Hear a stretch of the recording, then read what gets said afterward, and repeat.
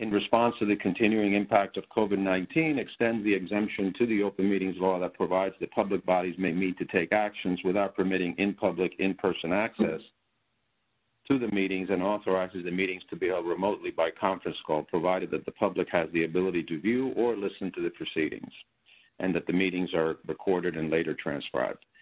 As a result, today's board meeting is being held via conference call instead of a public meeting open for the public to attend in person. But a call-in number has been made public so that any interested members of the public can listen to the proceedings. Because of these special features, as we did in the prior meetings during the terms of the executive order and after the law change in September, we'll be changing our voting procedure slightly, and I'm going to ask that each board member record his or her votes individually at the beginning for establishing quorum and on individual items. So now I'm going to ask for motions and seconds to call to order the February 17th, 2022 meetings. We're going to start with HFA, HTFC, and AHC. I'm going to ask each member of HFA, HTFC, and AHC to record their votes individually, and then we're going to use those votes as the items appear throughout the day. So can I get a motion for HFA, HTFC, and AHC? So moved, Joyce. That's Joyce. And a second? So moved, B. We got B. All right, so Chairman Adams? Aye. Ruth Ann? Aye. Jesse? Aye. Sadie? Aye. B? Aye. Joyce? Aye. Judge Sconiers, have you joined us?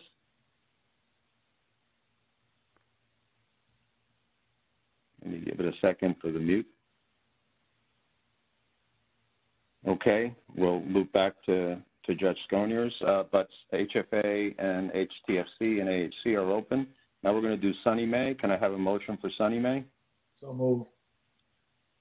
That's Dave. And a second? I'll second it. It's Ken. Yep. So Chairman Adams, aye, obviously. Ruth Ann? Aye. Jonathan? Right here, present. Okay. Avidan will not be joining us. B? Aye. Jesse? Aye. Joyce? Aye. Dave? Aye. Elaine, have you joined us? Present. Beautiful. Okay, so Sunny May is open. The Mortgage Insurance Committee, can I have a motion for the Mortgage Insurance Committee? That's Ruth Ann, Ken, Dave, Jonathan, and Jesse. Motion? So moved. So moved. Okay, and a second? Second. Second. Okay, so we'll take a roll call. Chairman Adams? Aye. Ruth Ann? Aye. Dave? Aye. John? Yes. And Jesse? Yes. All right. Sorry to do this, but we need HFA Finance and Program. Luckily that's only three. Chairman Adams, Ruth Ann, and Jesse. So motion? So moved. It's Ken. Ken, second? Second, Jesse. Okay. So Ruth Ann? Aye. Okay, we're open. So all the meetings are open. Let me just loop back and see, because Sadie's going to have to recuse herself on one item later today, and we're going to need, Chris is not joining us, so we're going to need Judge Sconiers. Is Judge Sconiers on? Not yet, but I'm reaching out to her at the moment. I'll send you a message. Thank you, Lil. All right, Ken, back to you. Good. Thank you very much, Alex. Good morning, everybody. Good to see you again. A couple quick things. First, not that it should concern any of you, but here in particular, LaGuardia, we have our fair share of challenges these days, like enrollment problems, the mayor's budget yesterday, which cuts our funding, all sorts of woes. So when I'm feeling down and out, what I tend to do now is read the minutes of our meetings a little more carefully than I normally do. You know, it's like a way to focus on housing and all the great work we do. And I just wanted to say, and you know, you should think, or you might hope that as your chairman, I would always read the minutes and the transcripts really carefully. But I will confess, as a matter of public record, sometimes I'm forced to sort of skim them and read them a little more lightly. But for this week, for this month, that's a slip. For this month, I read them carefully. And I just wanted to say for the record, they're really well done. And they're so thorough, and things that we talk about that are frankly kind of unscripted, like we had a lengthy discussion about the tragic fire at Twin Parks, and board members had questions for the staff, for Ruth Ann. Ruth Ann had responses. I'm just so impressed by the way all of that was captured in the minutes for the public record, really accurately with appropriate sensitivities.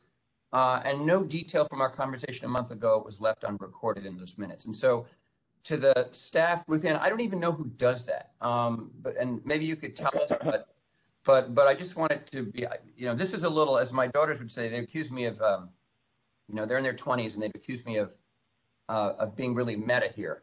Because the meta concept is, I want the minutes of this meeting to reflect that the minutes of our last meeting were really good, i.e. to say, you know, the chairman noted the quality of the minute taking, the transcripts, and the great work of the staff to record our meetings in those minutes, right? So I want a note in the minutes about the quality of the minutes, Ruth Ann. Meta as that might sound.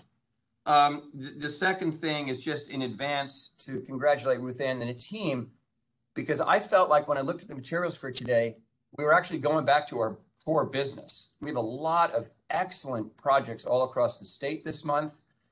I'm kind of frustrated or sad that Avidan has a conflict, because as a new board member, he's been around for, no offense to Khanim, but like audit reports, procurement issues, lots of bureaucratic, let's just call it rigmarole. And he hasn't had a chance to really see great projects. Again, as a new board member, I want him to see that. And he's missing the meeting this month where we have, as you have seen in the agenda, a set of really, really great projects. So to the team that put all the work together we're about to review, congratulations in advance, and a personal thanks for kind of getting us back to business. It just feels that way, and it feels real good. And the last thing is a point of order, which I just don't know where we are with this. And so, Ruth Ann, I'd love for you to address it, which is, once again, Elaine Gross and her team sent us really helpful information a couple of days ago, where they're using their tool to analyze the degree to which our projects comply with the Fair Housing Act, so that we have that information and we can make judgments about the degree to which our projects could potentially sort of continue down a path where discrimination in housing and in communities continues, or we kind of move in a different direction and really see our affordable housing investments as ones that do really drive much more kind of integrated, inclusive communities all across the state. And I think this is a very tricky issue. I wanted to come back to you, Ruth Ann, on this, and it's the third and final point I want to make this morning before we start. If you can remind us, I think you said we would have a session. I don't know if it's going to be a special meeting or a session, you know, where we can talk more about, first of all, give Elaine a chance to walk us through the tool with her team, talk about the tool, and talk about how we can use it. I know at last time, we had 2 meetings ago, your colleagues at the agencies, Ruth Ann, explained to us what they do to make sure we're fully in compliance with Fair Housing Act, and that was really helpful. But I still feel like it'd be good to have, if directors agree, you know, more time, more air, more space to talk about this. You know, some of us have been emailing offline to each other about it, and it just feels like something we should explore and talk about more fully, if for no other reason than to give Elaine a chance to make sure we're all, you know, in sync with her tool and with what she wants us to be aware of. So Ruth, what are next steps for us on that, if I can ask that? I guess maybe let us know whether folks want to do that as part of a, you know, sort of an end of a regular meeting, and we can find, it sometimes can be hard to find a month that's light, but we can try to find a month that's light and tack on an hour at the end, or do people want to do it as a second, you know, meeting during a regular month? I know everyone's time is limited, so I guess maybe let me know what you all think. Yeah, can we toss that out to directors? How would people like to continue that discussion? What's the right? Either way is okay with me. Either way is okay with me. Joyce, do you have a view? No, either way is good. I just want to make sure we give it enough time because it seems like it's going to require some attention. Thank you, B. Yeah. Agree. So why don't we maybe make it its own time so that we don't, I think it's also, everyone gets a little fatigued, I think, by the end of what are often long meetings. So I think to give it its proper sort of attention, I would maybe suggest that we do it as a separate, maybe we can find a time where there's a little more space in between the meetings or something and do this type of like 8:30 check-in on it. If directors agree, I think that would be good to have a standalone session.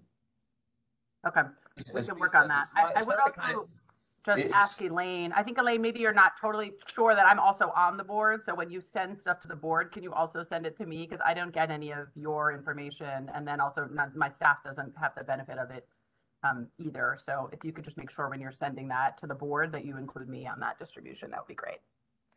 Sure. I thought that you were on that list. I will go back and check with my staff on that. Sorry. No, that's okay. Thanks. Elaine, I wasn't looking to put you on the spot. I just, and Elaine doesn't know I was going to make this little announcement, but does this seem like a good approach to you? Yes, I'm up for whatever works for most people. So that's fine with me. And thank you for raising it. Great. All right. So within you and the team, Lil, in her 80-degree, whatever beach Lil is on, can figure out a way to do some fancy scheduling and get us all together. You got it. Thank you, Lil. Let's turn it over to Ruth Ann for her president's report, please. Thank you, Ken. And good morning, everyone. Before we begin, I would echo Ken. It is nice to see a big agenda full of projects, and we'll get to that quickly. Maybe won't be surprised to know that the minutes are done most often, I think, by Alex, and then sometimes a little bit by Lil. So no surprise that they are A+ in version when they do them. So thank you for noting that. Okay. Good morning, everybody. Before I jump into a little bit about today's meeting, I'll remember to give a couple quick updates on things that are touching the agency right now. I'll talk for a minute about Twin Parks, about my budget testimony, and a little bit of an update on the Homeowner Assistance Fund, which is the federal homeowner dollars that we are administering. So I'll begin with the latest on the tragic fire at Twin Parks back in early January. We continue to work daily with the City of New York and our sister agency, the state OTDA, to engage with the tenants and the property owner and the affordable housing community to make sure that the building's residents are receiving both short and long-term assistance. As I had mentioned last month, we are utilizing an entity called CVR Associates, who is our administrator for project-based Section 8 in New York City, and they are working with all the residents in Bronx Park who want to relocate. We had made a very successful request to HUD, which we were excited about, that allowed about 25 families who didn't have Section 8 to be able to apply for tenant-based vouchers on an expedited basis so that they can then use those vouchers to move. And we're also working with families who were doubled up, a common thing in buildings for sure in New York City, to help those families be able to apply for vouchers as well. We're still providing funding to help residents with moving costs and security deposits and other needs that they have like that. And as I'd mentioned last month, we are working on moving folks to this building called La Centrale. Tenants are filling out applications. It was a newly completed building, so it's brand new. It's a tax credit building. Over 24 families have already signed leases at La Centrale. And so we're really excited that that ended up as an opportunity for people. So today our agenda will include an item on the additional contract with CVR to provide those services. We'll ask for the board to approve $1 million from our Section 8 administrative reserves for that relocation assistance. So you'll see that a little later in the agenda. Second, quick update on the Housing Assistance Fund. As you'll remember, we have $39 million from Treasury to help homeowners. We opened the application in early January. We are closing the window for applications tomorrow and switching to a wait list. And we're doing that based on the amount of applications that we've gotten and the funding that we have available. We have received almost 28,000 applications. Just a couple stats on those, about 75% of them are mortgage borrowers, and about 25% are people applying for non-mortgage expenses like maintenance fees for co-ops, property taxes, manufactured home park, housing costs. And then it's a little on demographics. About 43% of the applicants are coming from New York City, another 21% from Long Island, and then a little over 10% from the Mid-Hudson. And those are the three big areas, Mid-Hudson, Long Island, and New York City. And obviously the balance of the applications are from across the state. This will still take some time. You know, we have to negotiate with the banks on mortgage modifications. We already have over 5,000 asks out to the banks for the applications we've received so far. So this will continue. I won't update it every month, but it'll continue to be something we are working very, very closely on. And lastly, I did, as mentioned at the last board meeting on January 31st, I did my budget testimony before the Joint Legislative Budget Committee. It was about 2 hours. I took it as an opportunity to describe to everybody the many things in this year's executive budget that really shape our agenda at HDR and also really try to help shape the housing landscape for the foreseeable future. The governor obviously recognizes the need to change the status quo, and this year she put forth several very strong policy proposals that we think will go a long way to address the root causes of the housing shortage. Some of those have been quite in the news lately. And they include tax incentives, they include zoning changes. The centerpiece of that, all of those for us, is the governor's proposal for a new $25 billion 5-year housing plan, which builds obviously on our current plan with the preservation and construction of another 100,000 affordable houses, including 10,000 with supportive services. So we're really excited about that. Obviously, we still have a little bit of a ways to go to finish our current plan. Last month, as we reported to the board, you know, we are on track for that, and we still remain one of the top 3 housing bond issuers in the nation, which is exciting. Even though we issued a little less in bonds in 2021, we generated about $1.2 billion in bond sales last year that financed 31 multifamily projects and created over 5,400 apartments. These projects are obviously part of our overall existing housing plan, and this is a real testament, as it is always, but as we near the end of this plan, to the staff at HDR, to the support of the board, to our affordable housing community, and everybody really at the federal, state, and local levels that we use to get all of these projects done that make an enormous difference in the lives of New Yorkers. So to sort of close out some of that, and we're going to bring some of those March deals to the board today. You'll see projects in Brooklyn and Bronx, in Utica, in Buffalo, in Syracuse. We are all over the state this month. It is great. And we are doing projects that we think are addressing community health disparities, that are expanding access and supply in historically underinvested areas, projects that support our goals for clean energy and green jobs and bridge the digital divide. It's a lot of great stuff. So I'm really excited to get to all that work. Thank you all. And with that, Ken, I'll turn it back to you.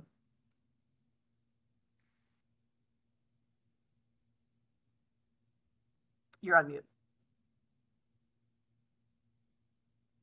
Oh, sorry about that. Talking to myself here. Ruth Ann, thank you very much for the report and updates, including things like your recent budget testimony.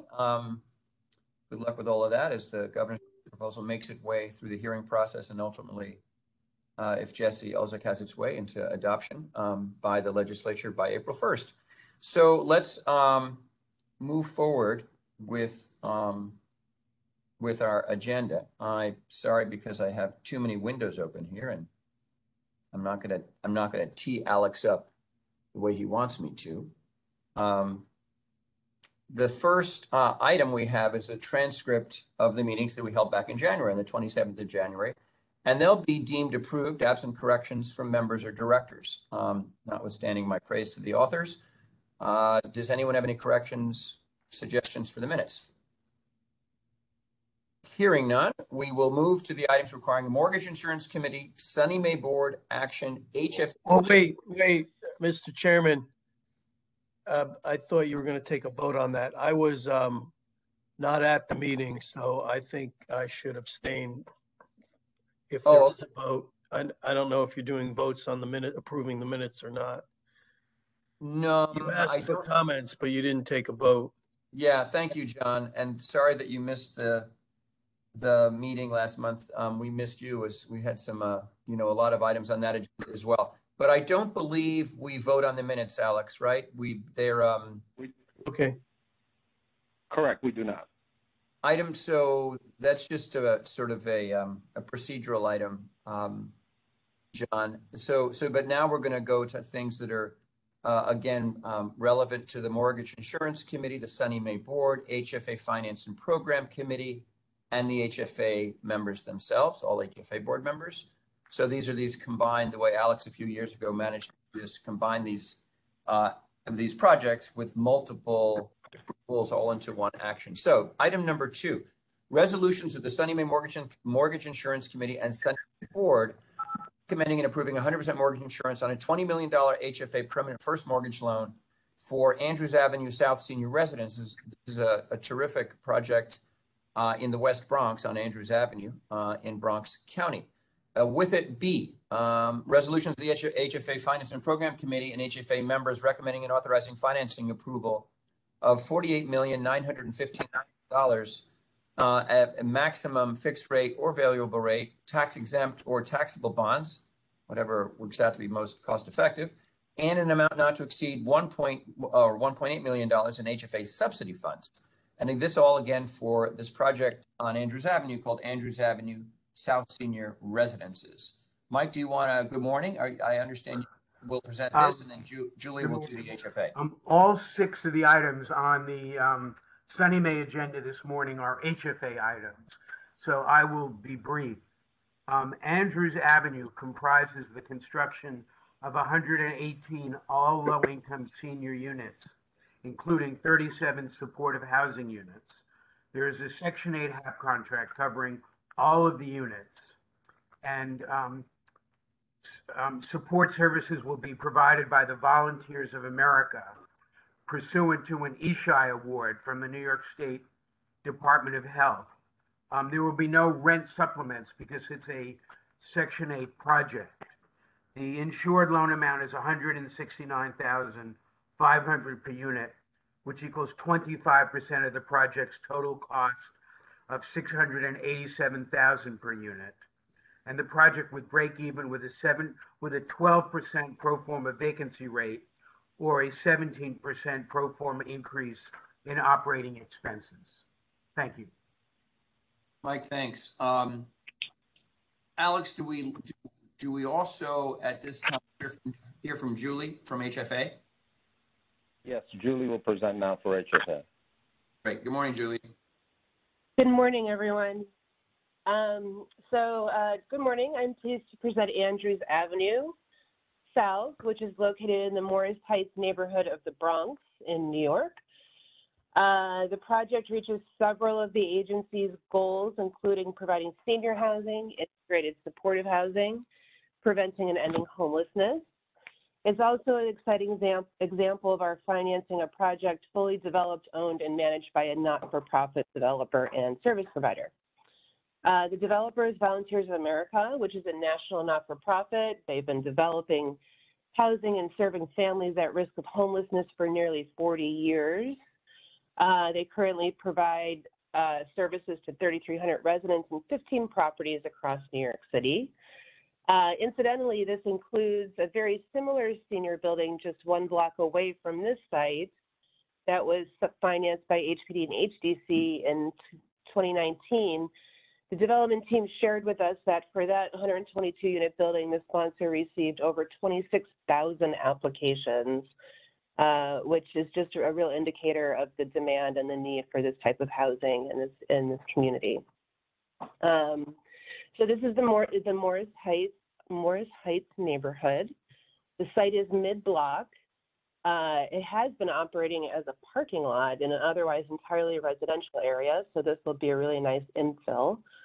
The area is well served by commercial and retail uses along Tremont Avenue, University Avenue, and Jerome Avenue. It's also well served by public transit. The agency has done some investment in the neighborhood recently, including a 1,600 project placed in service in 2012 and Maycombs Road supportive housing in 2009. So this is 100% affordable. It's for residents age 62 plus, earning at or below 60 in AMI.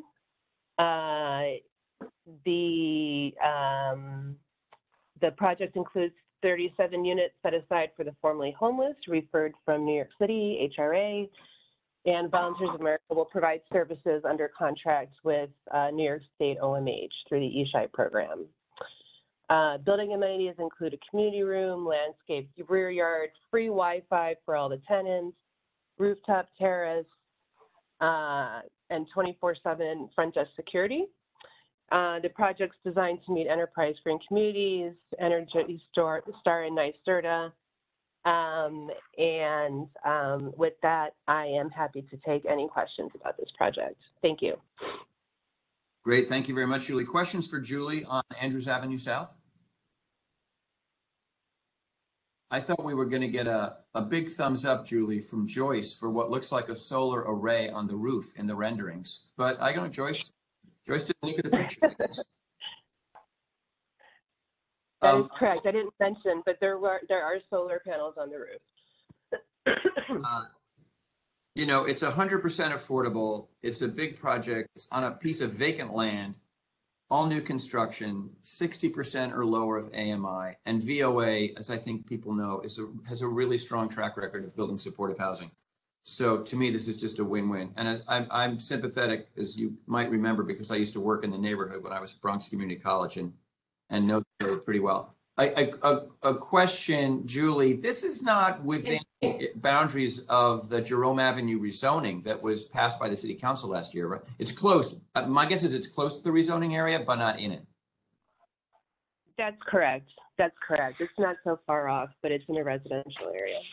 I mean, the neighborhood will change, and hopefully we'll see a number of affordable housing projects as a result of the rezoning, because that stretch under the elevated 4 train, a whole, you know, people are familiar with this, but it's one of the largest rezonings done by the city and the de Blasio administration, and presumably to accelerate the development of high-rise affordable housing along the 4 train on Jerome Avenue, which is, again, a few blocks from this site on Andrews Avenue.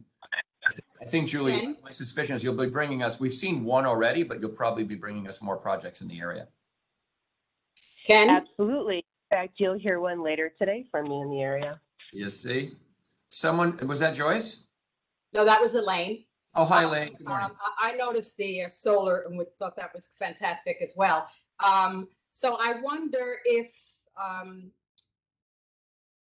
you or any of the staff giving the project's reports today are able to speak at all to the surrounding area. Is this an area that is gentrifying, or do you know? Well, at the risk, let me take that first, because I've worked in the neighborhood, familiar generally with the area. I don't think, Elaine, the area is it's not in any kind of aggressive way like other parts of New York City, like, you know, Bushwick and Brooklyn or Long Island City, where I work here now, being gentrified rapidly. But I think there's the potential for some gentrification as a result of the Jerome Avenue rezoning, which again is a big rezoning done by the city a few blocks away. But I don't think we've seen evidence yet, because that rezoning is so new. And during COVID, you know, not all the projects were advancing, but I think things will start to get back on track. And I think it should be a concern. So that's just my one person's opinion, that this is Bronx Community Board 5, I believe, and the 46th precinct. And so this is not good to report, but the 46th precinct is traditionally the second highest murder, violent crime precinct after the 75th in East New York. you have the 46 in the Bronx, in this part of the Bronx. So it's an area still with a lot of that kind of, this problem. And it's very, very poor if you look at indicators of household income, health disparities, and other measures of just really of poverty. So it's a, people used to talk about the South Bronx. A lot of developments happen in the South Bronx has its challenges. This area of the Western Bronx has unfortunately a long history of crime and poverty and unemployment and very low educational attainment levels. Some of the, to put it bluntly, worst performing elementary schools in the DOE system are the schools in this community board, where grade level math and reading is just really, really low. And by the way, that's all data pre-pandemic. Reports I got yesterday from Brooklyn, schools that are starting to do 3rd and 4th grade reading tests, subject for another day. But the learning loss during COVID of students in our schools has been horrendous. It's really awful. So that is concentrated in this area. I'm sorry to say, but just to be realistic, still, gentrification, we should keep our eye out for that. The challenges that gentrification could pose, again, stimulated by the rezoning and market rate development as part of that rezoning. But now I'll turn it over to Ruth Ann after my long answer. She has a day-to-day handle on this. Ken, your ability to retain very detailed facts of places all over the city is bar none. The 46, I did not know that. Yeah, look, I think this is part of our strategy of investing in places that have been historically underinvested. So I think to Ken's point about gentrification, I think that the fight against gentrification was very strong in the Jerome Avenue rezoning, which you may recall was challenged. So I think that was the community's concern in the majority of the arguments that I saw around this. So I don't know how to sort of differentiate in some ways across New York City. I think as areas are rezoned, that is sort of the consistent concern, is that these areas are being gentrified. But I think to Ken's point, it's not a 2-year gentrification process. This is a place that has a little bit of ways to go. I think the risk, Ruth, is if we see 80-20 developments, we might not finance them. But if we look at what gets built on Jerome Avenue, right by the transportation nodes, Burnside Avenue, some of that's where once you start getting more market rate rent right along the transportation corridor, I think that's the little bit of the camel's nose under the tent, because then, you're getting people with rising incomes into the community. And while that's good for local businesses and retail and income diversity, landlords see that and are encouraged and say, okay, if I can get this apartment vacant and raise the rent and get another person like that, that's what happened, right? We've seen that over and over and over. Yeah, and there's obviously like a 2-year building lag at a minimum, assuming a project is ready to go, sort of post rezoning. So I think a lot of this, it happens on a timeline, but it can then happen very quickly all of a sudden when 3 or 4 or 5 projects go into construction in over a year or two. All of a sudden, right? Fast forward 2 or 3 years, and there's hundreds of market rate units somewhere where previously there'd been none. Which is a final point for me on this project, which is why, as Ruth Ann, you pointed out, this is what we're financing here is 100% affordable, every unit, right? With a 60% AMI, with the basically, locking in place the fact that this building isn't going to get gentrified, right? Shouldn't, as a building. Anyway, other questions or comments on this project? That's great. Thank you so much. Thank you. This is Sadie. I had a quick question. So I'm also thrilled to see the solar. I read this was Enterprise Green Communities, which I'm assuming means it'll be hooked up to gas. And I just wondered if there is a path to electrification for the building, because obviously it's going to be subject to local laws at some point and within the 30-year term. So I'm just wondering if there is a pathway for electrifying the building. Yeah, as currently designed, it is not electrified. In terms of the pathway towards,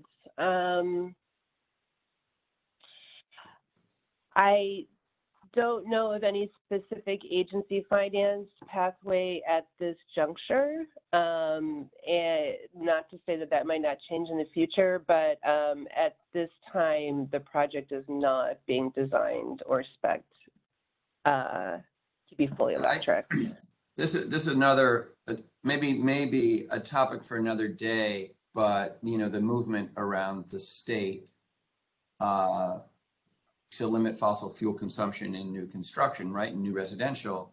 It's absolutely, again, this is one person's view, and I've done a little work with solar, but a multi-family building this big in the Bronx, in northeastern New York, you could never have a solar array on the roof of this building that would completely handle the electrical load required of the building, unless maybe, I don't know, in some far future, you know, not in our lifetime, technology improves the efficiency of solar. So the question is, as long as it's on gas, how much of what's the? Yeah, okay. We got to. I'm sorry, we're going down a rabbit hole here. Yeah, if I could, Ken, I pointed out because there's laws on the books that will penalize multifamily buildings if they are using fossil fuel by 2030, 2035. Right. And so heat pumps in a situation like this, while they may be, or deep energy efficiency, while it may be more expensive, it's sort of the opportunity at the time we're providing capital to construct the affordable housing to get it all the way to compliance with the CMA in New York City. I recognize it's a huge conundrum, but it is also a huge irony that the city and state have laws requiring decarbonization, and then they're supporting projects with subsidy that are not compliant. And I know, and Ruth Ann and I have talked a lot about this. Clearly, I was on the Climate Action Council with Ruth Ann. This is the conundrum, but I just pointed out, and I know your team, Ruth Ann, does a terrific job trying to address this, particularly Samantha, who I think has done amazing work looking at all your programs. But, you know, how it would be ironic, Ken, if in 15 years they had to start paying fines, which Right. can only require more government subsidy to support those fines. No, you're right. You're right. So it's the conundrum of trying to electrify buildings in disadvantaged communities. And I only highlight it because it's a phenomenal project reaching deep affordability in a neighborhood that needs it, on the cusp of potential gentrification. The whole story is great, except for that one piece. And so because I wear the NYSERDA board hat as well, and I was on the Climate Action Council with Ruth Ann and also was brainwashed through that process, I just feel like it's my my role to raise that. Yeah. It's great that you raise it. I think it's super helpful, and I'm sure the other directors share my, interest in everything you just shared, Sadie. The part of the conundrum, and then we've got to move on, is that you can make that building all electric today, and its Con Ed load will be served by the burning of fossil fuel to generate electricity. We all know the story. You know better than, because of your nice. Like, as long as the state is producing electricity by burning fossil fuel, i.e., natural gas, right now is sort of what's the difference, right? I know that's not a good answer, but it's part of the conundrum. Yeah, I mean, they've put together a whole roadmap to electrifying, to cleaning the grid that is consistent with electrification of the built environment. You know, everything has to line up for all of that to happen, but there are large contracts out on offshore wind and solar that I think are starting to make it more and more viable. So I hear you. Touche to me. I get it. And I agree. It's a subject of another discussion, but I just wanted to bring it up. The only thing I would sort of dovetail on that is we'll be having this conversation in a different way, I would hope, like a year from now, right? So the projects that we're financing today, these are projects that have been in the pipeline for 2 years, between the developer buying the project, getting it through the approvals process, designing it, bidding it, right? And then all of a sudden we're at February 2022. And a lot of that is overlapping with the CAC work, right? So where we are today, people are now doing this. So I think we will incrementally, I think, as we go board meeting by board meeting, see more and more electric ready or fully electric projects. And ideally 1 year from today, everything we're voting on in the new construction sphere is that. So I think this is, it'll be sort of an interesting year to see all that evolve. Thank you, Ruth Ann. And you're right about the timing. I forgot that these sit in the pipeline to get to funding for a long time before they hit that milestone. So I appreciate it. Well, Sadie, thanks for all that you do on the NYSERDA board so that we can get the financing for our projects from NYSERDA that we need to get the heat pumps and all the, I mean, NYSERDA is a key player in this. So that it's great. I didn't know you were on that board, so it's great that you can do, advocate for both things at the same time. It's not as fun, she told me secretly, as this board, but no, I'm just kidding. She didn't say that. We don't have you, Ken. It couldn't possibly be as fun. Yeah, trust me, you don't want me on the NYSERDA board. But it would be too much fun. We've got to move on, and we've covered a lot of important questions just related to this one project. So, Alex, I think at this point, why don't you take the motions required to advance Andrews Avenue South? Okay. Now before the Sunny Mae Mortgage Insurance Committee and the Sunny Mae Board are the resolutions that were transmitted in connection with this item. Assuming the first and seconds previously entered for the Mortgage Insurance Committee, all in favor, please say aye. Aye. Aye. Aye. Assuming the first, thank you. Assuming the first and seconds previously entered for the Sunny Mae Board, all in favor, please say aye. Aye. Aye. The motions are carried and the resolution is adopted. Now before the HFA members and the HFA Finance Program Committee are resolutions to be adopted that were transmitted in connection with this item. Assuming the first and seconds previously entered for HFA, all in favor, please say aye. Aye. Assuming the first and seconds previously entered for the HFA Finance and Program Committee, all in favor, please say aye. Aye. The motions are carried and the resolution is adopted. Good. Thank you very much, Alex. We're going to move now up to Ithaca, where we have project or item number 3. And actually speaking about a small upstate city that's being rapidly gentrified, or at least the downtown area of which is being gentrified, we have case in point Ithaca. A, resolutions of the Sunny Mae Mortgage Committee and Sunny Mae Board recommending approving 100% mortgage insurance on a $13,330,000 HFA permanent first mortgage loan for Ithaca Housing Redevelopment in Ithaca, Tompkins County. And B, resolutions of the HFA Finance and Program Committee and HFA members recommending and authorizing an amount not to exceed $38,500,000 fixed and variable rate tax exempt or taxable bonds and an amount not to exceed $15,475,000 HFA subsidy funds, which includes an amount not to exceed $7,300,000 in federal housing trust funds, which is done by the Ithaca Housing Authority Redevelopment, and which is in the downtown part of Ithaca, and that is again in Tompkins County. And Mike, let's hear it from you first, and then Russell will describe the HFA part of the project. So this project comprises the preservation of 118 all low-income units. It's a mix of new construction and rehab of existing units. All of the units are restricted to incomes up to 60% of the Ithaca AMI. The insured loan amount is $113,000 per unit, which equals 19% of the project total development cost of $595,000 per unit. So this is a fairly expensive project for upstate. And the project would break even with a pro forma 12% vacancy rate or a collection loss or a 16% increase in operating expenses. Thank you. Thank you, Mike. Russell, will you present it for HFA, please? Yes, you can hear me, right? Yeah, loud and clear. Great, thank you. Yeah, sure. Our previous conversation on Andrews Avenue is really timely because what I want to highlight here has a lot to do with what we were just talking about. So the preservation of public housing has been obviously a steady, ongoing mission for the agency for many years. No doubt it's worthy mission. I think it tends to get, I don't want to say overlooked, but it's just not quite as flashy as some of the other more high-profile projects that we present.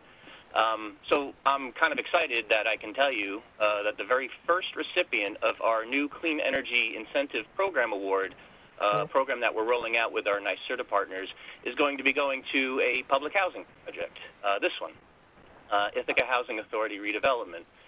This award, it provides up to $12,500 per unit for a total of $1.475 million to the Ithaca Housing Authority's redevelopment of 3 of these public housing properties in downtown Ithaca, Southview Gardens, Overlook Terrace. Those 2 are being substantially rehabilitated. And the third one, Northside Apartments, is going to be a new building that will be constructed to replace an obsolete one per HUD's Section 18 disposition program. What this means is that the existing buildings will be upgraded to an all-electric building design with a high level of energy efficiency, eliminating the use of fossil fuels, and the newly constructed building will be designed to meet what is called the stretch sustainability standards that are part of the clean energy program requirements to achieve the high energy efficiency certifications. This all came together due to rather fortunate timing because as we were ramping up our clean energy program late last year, the City of Ithaca announced in November that it officially approved a plan that would see all of its city buildings, both public and private, fully electrified. Ithaca would be the first city in the country to undertake an electrification and decarbonization effort on this scale. The plan is part of the Green New Deal's efforts to completely decarbonize the City of Ithaca by the year 2030. Needless to say, having the Ithaca Housing Authority's public housing stock as the pioneer example of this effort, the city is very much in support of the project and the preservation of affordable housing in, as you mentioned, a fairly affluent, gentrifying community. It's most welcome. And I just want to shout out a little bit. Lenny Skrill, who's our Assistant Commissioner in Finance and Development, had a lot to do with meeting with the City of Ithaca to get this this high energy efficiency program incorporated into the public housing here, as well as the developer here, Bruce Levine, who's done a lot of good work with us, and Yuting Zambudo, who's our project manager on this one. She's also working on rolling out this NYSERDA clean energy program. So it was really just a perfect confluence of events and timing that brings us here so we can announce this. So just to sum up, when complete, the project will consist of 12 newly renovated 1- and 2-story townhomes, 8 newly constructed 1- and 2-story townhomes on 3 separate sites, 118 units in total, and they will be fully covered by project-based Section 8 through HUD rental assistance. Any questions? Super helpful. Thanks. Questions for Mike or Russell from anybody? Not a question, but this is Sadie, and that just made my day. Right. Russell knows his audience, Sadie. That's a good one. Ruth Ann, you'll just have to do the ribbon cutting by yourself because Ithaca's mayor, Savante Myrick, announced his resignation last month. The wonderkind of Tompkins County became mayor when he was 24 years old, Cornell grad, and he's so ribbon cutting up to you, Ruth Ann, without the mayor. That's a big loss. He's great. Yeah, no, I think he's going places. We have not heard the last of Savante. Any other questions or comments about this project that Russell has presented along with Mike? If not, Alex, let's do it. All right, now before the Sunny Mae Mortgage Insurance Committee and the Sunny Mae Board are resolutions that were transmitted in connection with the item. Assuming the first and seconds previously entered for the Mortgage Insurance Committee, all in favor, please say aye. Aye. Aye. Assuming the first and seconds previously entered for the Sunny Mae Board, all in favor, please say aye. Aye. Aye. Aye. The motions are carried and the resolutions adopted. Now before the HFA members and the HFA Finance and Program Committee are resolutions to be adopted, transmitted in connection with the item. Assuming the first and seconds previously entered for the HFA Finance and Program Committee, all in favor, please say aye. Aye. Assuming the first and seconds previously entered for HFA, all in favor, please say aye. Aye. Aye. Okay, the motions are carried and the resolutions adopted. Good. Alex, thanks, everybody. Item 4, 2 parts again. A is, actually, 4 is deferred. If you're following this carefully in your playbook, we'll see that next time. So we're going to go to 5. 5 are 2 parts. A, B. A is resolution to Sunny Mae Mortgage Insurance Committee, Sunny Mae Board, recommending approving 100% mortgage insurance on a $28,980,000 HFA permanent first mortgage loan for the Parklane Apartments project back in the Bronx. And B, resolutions of the HFA Finance and Program Committee and HFA members recommending and authorizing an amount not to exceed $74,125,000 of fixed and or variable rate tax exempt or maybe not taxable bonds for Parklane Apartments in the Bronx. Again, we'll do the Mike and Julie tag team on this for the MIF and for HFA. Mike, back to you.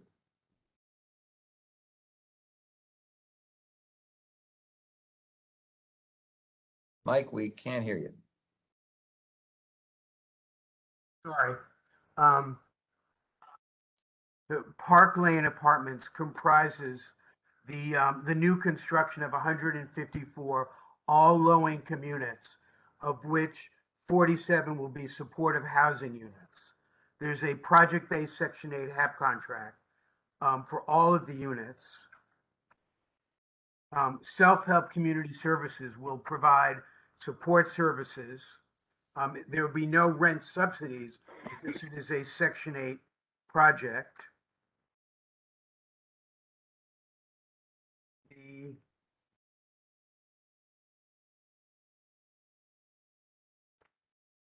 The insured loan amount is $188,000 per unit, which equals 29% of the project's total development cost at $652,500 per unit. And the project would break even with a 13% vacancy loss or a 20% increase in operating expenses. Thank you. Okay, thank you, Mike. Julie, will you do the honors, please? Yes, of course. So I'm pleased to present Parklane Apartments. This one is located in the Castle Hill neighborhood of the Bronx in New York.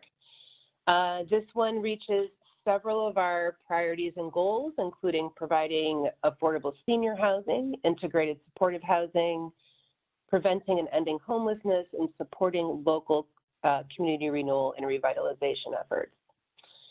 The project is located at 1940 Turnbull Avenue in Castle Hill. It is currently a parking lot that is adjacent to a 353-unit Mitchell-Lama building. This project contributes to a local effort on the part of the city to facilitate the transfer of underutilized parking lots in New York City into sites that can be developed as senior housing. In 2017, shortly following the overhaul of New York City's zoning resolution, this site underwent the ULURP process to authorize the rezoning and transfer of development rights. ULURP involves extensive outreach to local residents, elected officials, and the community board, and requires approvals from the borough president, city planning commission, and the city council. So there's been a lot of local input into what is going to be happening on this site and a determination that it's appropriate for affordable senior housing. The development team is a JV between Pembroke, an experienced firm that owns and operates market and affordable housing in the city, and Asland Capital Partners, founded by James Simmons, III, a leading MBE owner and operator of multifamily mixed-use and retail assets in multiple U.S. markets. Self-help, a very experienced, reputable not-for-profit organization, will be providing services in the building under a grant with New York City HRA. This one is 100% affordable, 14-unit building, 154 units, serving residents aged 62 and over at or below 50% of AMI. There will be 47 units set aside for the formerly homeless. Building amenities include indoor and outdoor landscaped recreation, on-site laundry. The building will be built to LEED design standards and enterprise green community standards, and will include all Energy Star appliances.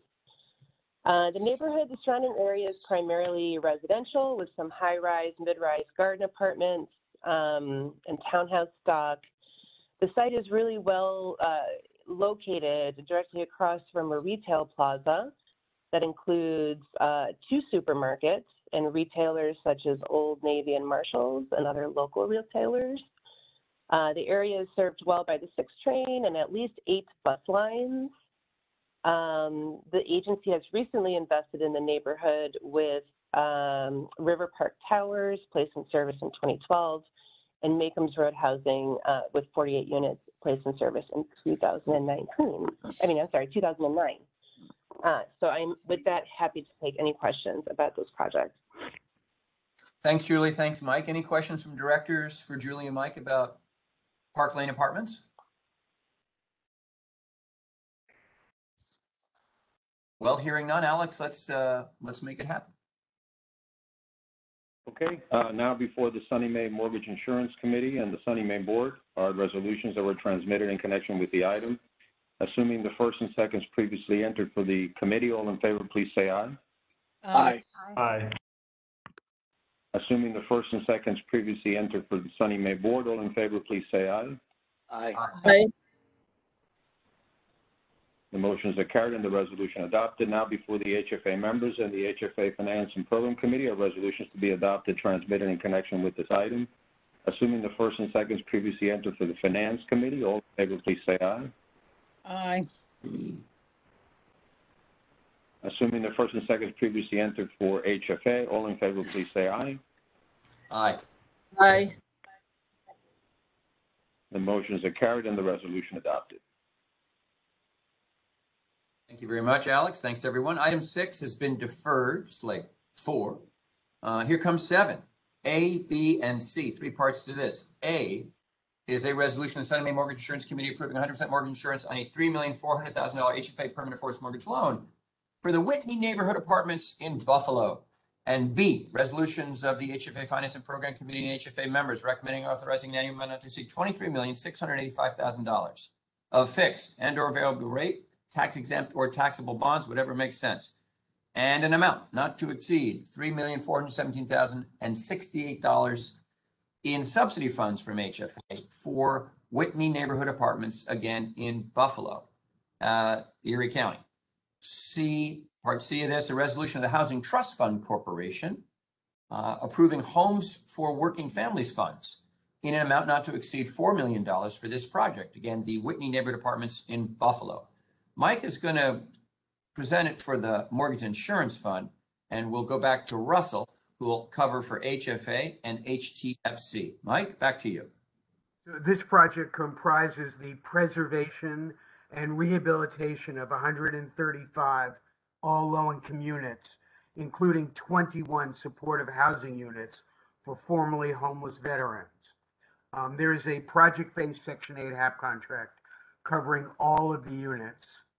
Services will be provided by Soldier On, pursuant to a contract with the U.S. Department of Veterans Affairs. So this is somewhat new for us because this is not an eShide project.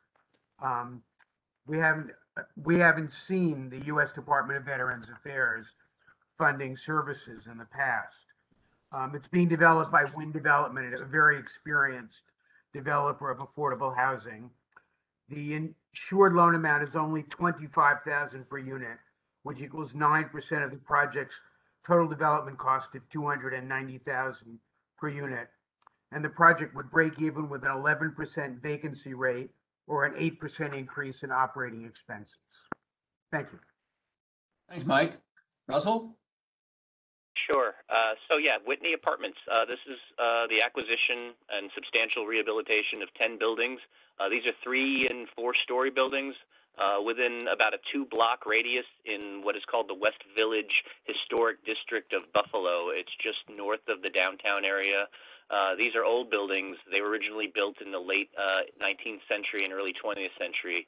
And are as such considered historic landmarks.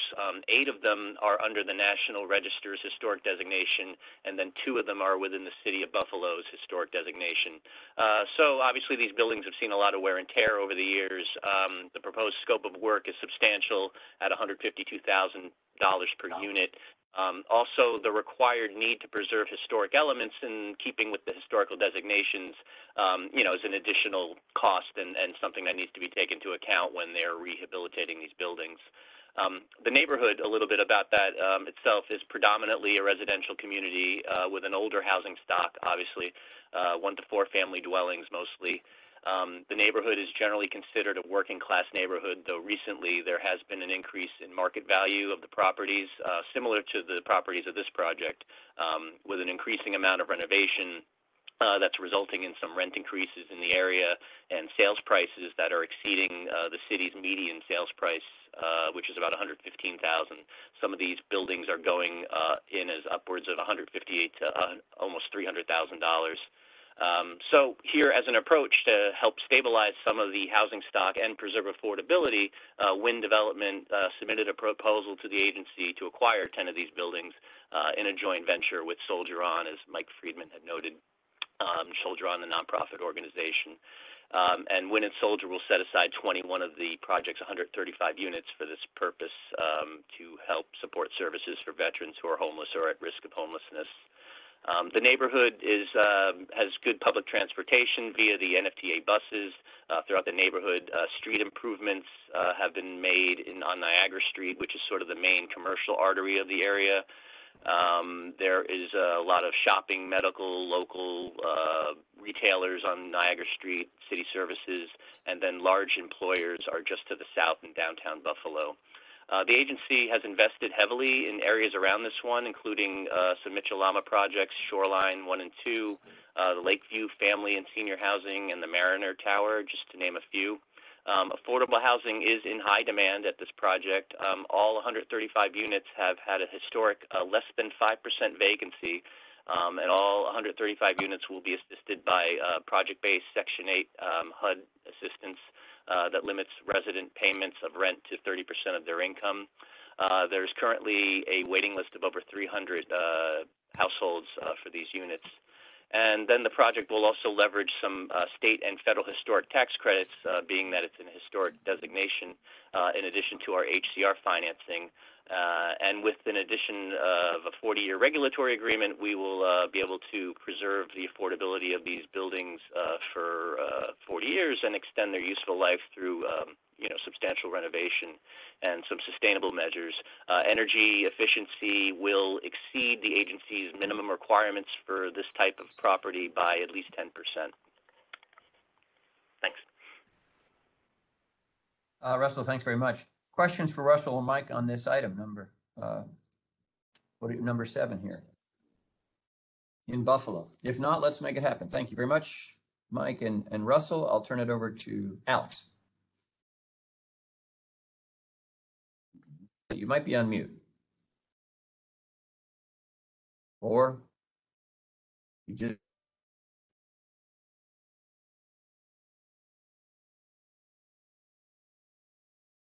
Can we find Alex? Alex? Alex, where are you, Alex? Alex had a little signal problem earlier. Yeah, I think he's having unstable broadband. This is why we need to get back to the office, Commissioner. I'm here. I'm here. Oh, no, I'm not by myself. There's a whole bunch of staff here. Yeah, Sadie's in. Sadie's in. Mike is in. Mike's in a conference. Is that your office, Mike, or a conference room? I'm in the office. Excellent. Lil, where's Alex? Not that you're in charge of Alex, but Lil's in charge of everybody. What are you talking about? I am trying to get him now. I'm not sure. He must be having going right into voicemail, so he must be dropping. Let me see if I can get him. I do the Yeah, you or I could do it. if you want to do it, that's fine. Just you can play both parts. Dramatic. Yeah, right. Okay, I'm going to be Alex. Now before the Sunny May Mortgage Insurance Committee is a resolution that was transmitted in connection with this item. Assuming the first and second previously entered for the Mortgage Insurance Committee, all in favor, please say aye. Aye. Aye. That sounds like everybody. Alex is back. And the resolution is adopted. Alex, are you back with us? Well, He lost audio. I'm trying to, this is Betsy. I'm trying to do it through mine. Can you hear Alex or no? Alex, say something. we can hear you, but we can't hear Alex. We can see you, Alex. And Ken, what's with the funky glasses? the items, he can just do them himself there. He can read it. I dropped off, unfortunately. Alex, I think you can be heard now. Yep, we can hear you now. You guys hear me? Great. Yeah. All right, Ken, did you do the honors for the committees and the board? No, I only did Sunny May Mortgage Insurance Committee, and the ayes had it. And speaking of ayes, then we caught a glimpse of your glasses, and we approve. All right, so Very let's styling. So let's do the HFA members and the HFA Finance and Program Committee. Assuming the first and second is previously entered, all in favor say aye. Aye. The motions are carried and the resolution adopted. You can go to item 8, Ken. I'll do it. 8 is going to take us over to B's territory, Syracuse, Onondaga County, A, B, and C. Moyer Carriage Project. A is resolution of Sunny Mae Mortgage Insurance Committee approving 100% mortgage insurance on a $3,600,000 HFA permanent first mortgage loan for Moyer Carriage Project in Syracuse. B, resolutions of the HFA Finance and Program Committee and HFA members recommending authorizing an amount not to exceed $30,800,000 of fixed rate or variable rate tax exempt or taxable bonds and an amount not to exceed $10,399,951 in subsidies from HFA for this project, the Moyer Carriage Lofts project in Syracuse. And finally, C, a resolution of the Housing Trust Fund Corporation approving, again, Homes for Working Families funds in an amount not to exceed $4 million, again, for Moyer Carriage Lofts project in Syracuse, Onondaga County. We're going to do Mike and Julie for this one. Mike, you go first, please. Okay, so this project comprises the adaptive redevelopment of an historic former factory building into 128 units, including 50 units in supportive housing. All the units will be income restricted up to 60% of the AMI. This is an ESHI project, and both rent subsidies and services will be provided pursuant to a contract between Catholic Charities of Onondaga and the New York State Office of Mental Health. The insured loan amount is only $28,000 per unit, which equals 7% of the project's total development cost of $431,600 per unit. And the project would break even with a pro forma 11% vacancy rate or an 8% increase in operating expenses, and would break even with all of the commercial space vacant. Thank you. Julie? Yes, hello. So I am pleased to present Moyer Carriage Lofts Adaptive Reuse Project. This is located in the North Salinas neighborhood of Syracuse in New York. We're very excited about this one as it reaches several of the agency's priorities and goals, including supporting community renewal and revitalization initiatives and creating integrated supportive housing along with preventing and ending homelessness. This project is also an example of our investing in a building fully owned and operated by a not-for-profit sponsor, in this case, Housing Visions, which is a very experienced not-for-profit organization operating in the central New York region. So this project is located in the North Salinas Historic District in the north side of Syracuse. And I did a little bit of research to find out about our building in this neighborhood. So apparently beginning in the late 1800s, the area was a booming manufacturing district, home to successive generations of German and Italian immigrant families who worked in this area. This particular building was built in 1880 by the enterprising Mr. Moyer as his carriage factory. He later attempted to expand into automobile manufacturing, but couldn't compete and ended up going out of business in 1924. Since that time, the building has been owned by various manufacturers, and most recently by Penfield, who's a manufacturer of mattresses and box springs, but they closed down operations in 2005.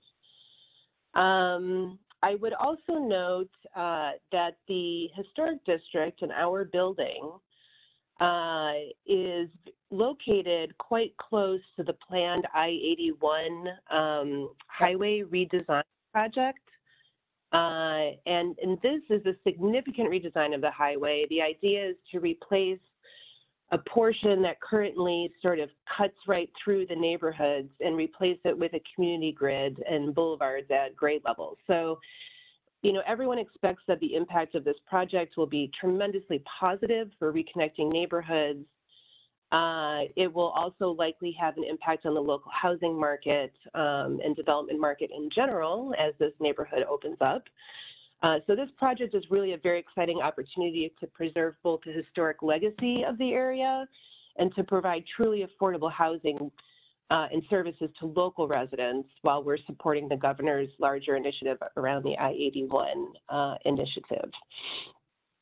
So this building is comprised of a series of 4 interconnected industrial buildings ranging from 2 to 5 stories. Once complete, the building will contain 128 units of all affordable units at or below 60% of AMI.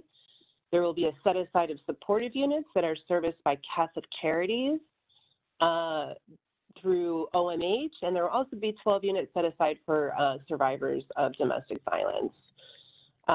There is local support for this project, and I should note that as part of this project, the entire complex of buildings, including what was formerly the former automobile factory that's nearby, is being listed on the National Register of Historic Places. So there's a belief that the reuse of these buildings will help to spur investment in the surrounding neighborhood that contains many other former industrial buildings. And in fact, we're already seeing that happening. There are a number of market rate conversions happening of former industrial buildings in the area, including Iron Pier and Dietz Lofts and the Oak Knitting Mill that are all in this same area. So those are straight market rates that are happening right now. The project is very well resourced by local retail and commercial uses. There is a weekly farmers market less than a mile from the site. There is also a large mall nearby called the Destiny Mall. It's actually within walking distance of the site. And there is access to healthcare and other, through the Trinity Health Network and other local services in the surrounding area. So this building, as I mentioned, is a full gut rehab. It will be redesigned to meet enterprise green community standards. Other building amenities that will include on-site laundry and common spaces, both indoor and outdoor, for residents' use.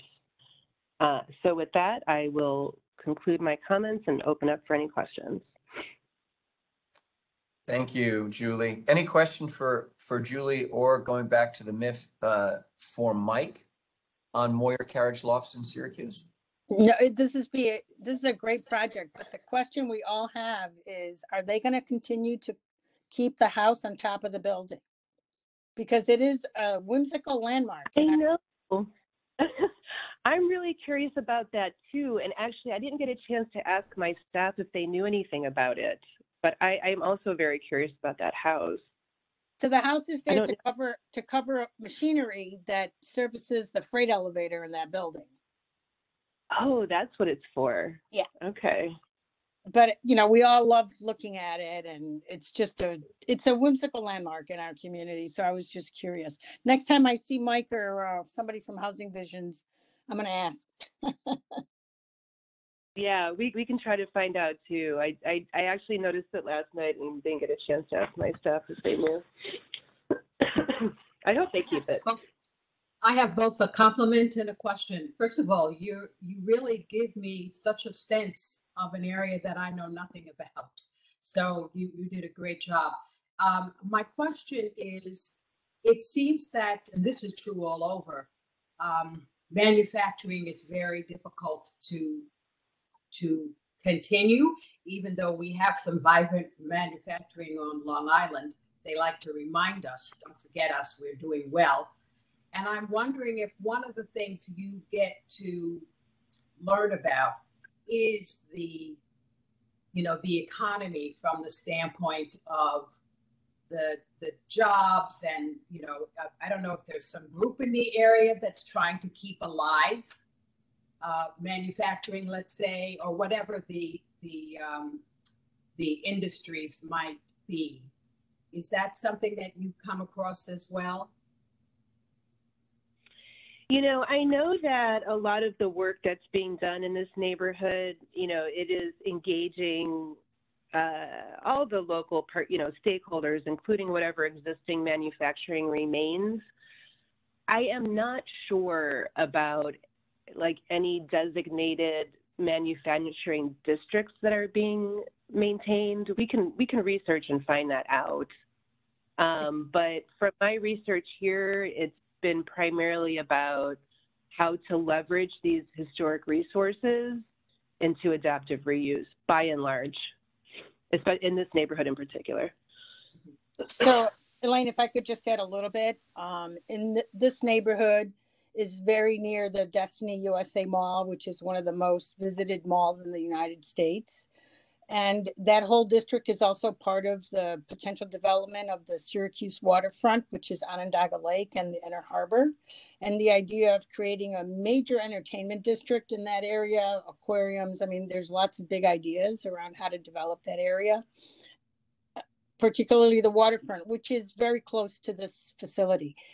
The city of Syracuse itself has several key projects around employment. And they're really focusing their energies on technology, right? On building the technology infrastructure of our community.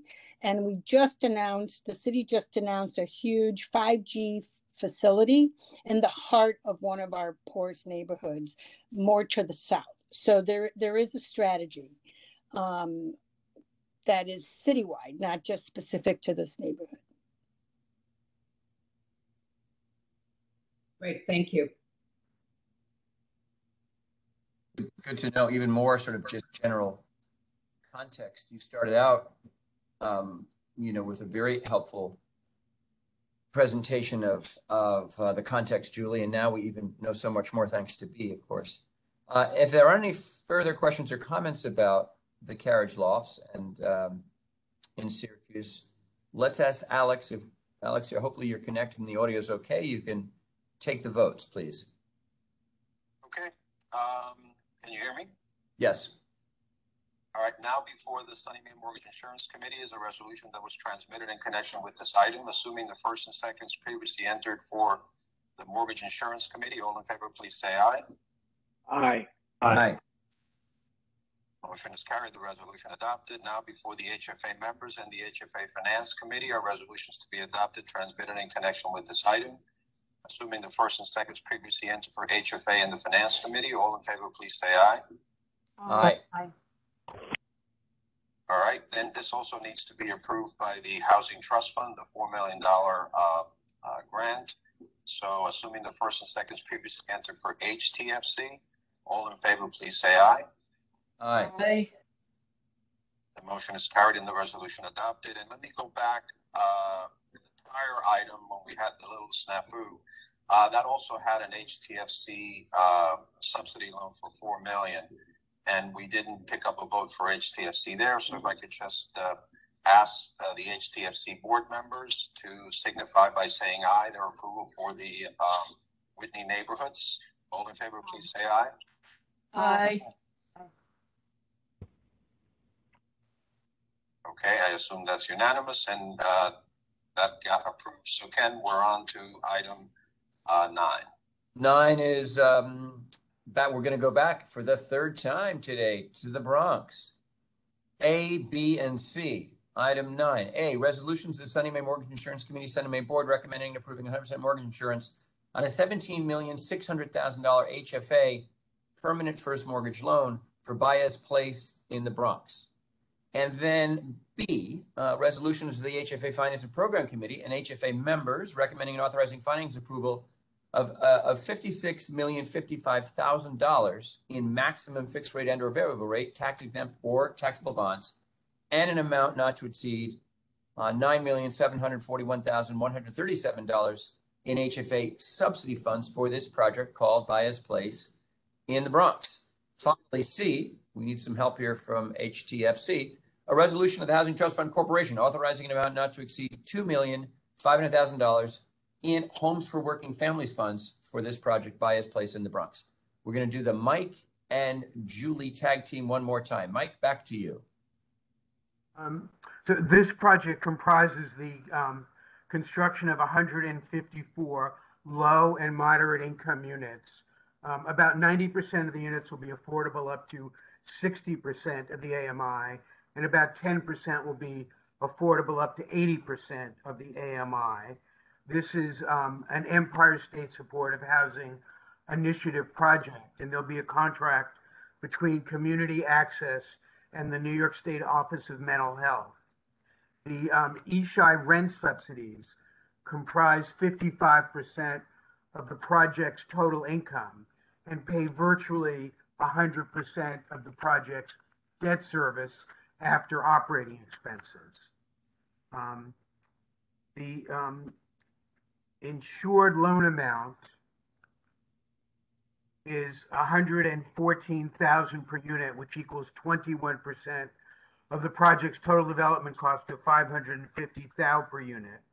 And the project would break even with a 12% vacancy loss or a 15% increase in operating expenses. Thank you. Thanks, Mike.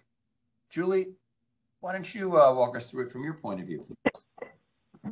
Yes, I'd be happy to.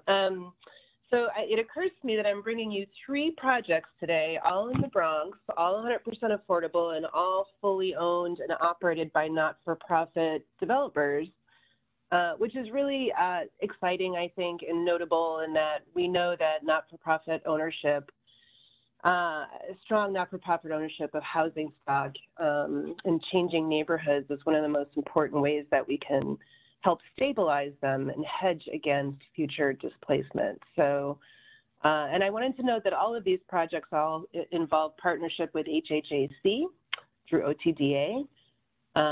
So we're excited to be able to help move their pipeline forward as well. So this project is Baez Place. It's located in Mount Hope, not far from Andrews Avenue, the Volunteers of America project that received 26,000 applications. It's in the same community board. It reaches the agency's priorities of supportive housing, preventing and ending homelessness. The developer in this case is Community Access. Community Access is a pioneer in providing affordable housing and support services to low-income homeless and those with mental illness. Over nearly 50 years, the organization has successfully developed and preserved 1,600 units in 21 buildings and manages 1,300 units across New York City. In addition to housing, the organization provides extensive mental health services, programs that include workforce training, an urban farming initiative, an art collective, and even a pet adoption program. Most recently, the agency financed 1159 River Avenue Apartments in 2019 with Community Access. The building is a corner site. It will have 2 adjoining residential wings of 8 and 9 stories, respectively, fronting Carter Avenue and 176th Street. The 2 wings, it's actually a very cool building. I hope the board members had a chance to see some of the sketches in the package. The 2 wings will be joined by a central core that houses a series of double-height windowed lounges for tenants. There's an upper floor lounge space, and the top floor is also going to have a greenhouse that will host programs under the Community Access Urban Agricultural Team. Other building amenities include a computer room, a community room, landscaped indoor and outdoor areas, free Wi-Fi throughout the building for all residents, and the building will be designed to enterprise green community standards and will include Energy Star appliances. This building is 100% affordable, 154 units, new construction. There will be 86 units for the formerly homeless, with mental illness and frail elderly referred through New York City HRA. The services will be provided under contract with OMH and DOH through the ESHI program. This project is located in the Mount Hope neighborhood in the Bronx. The area immediately surrounding is primarily mixed-use residential with some commercial, retail, banking, and other essential services along Webster Avenue to the east and Grand Concourse to the west. It's well sited, immediately adjacent to Echo Park, and well served by the BD subway, Metro North, and multiple bus lines.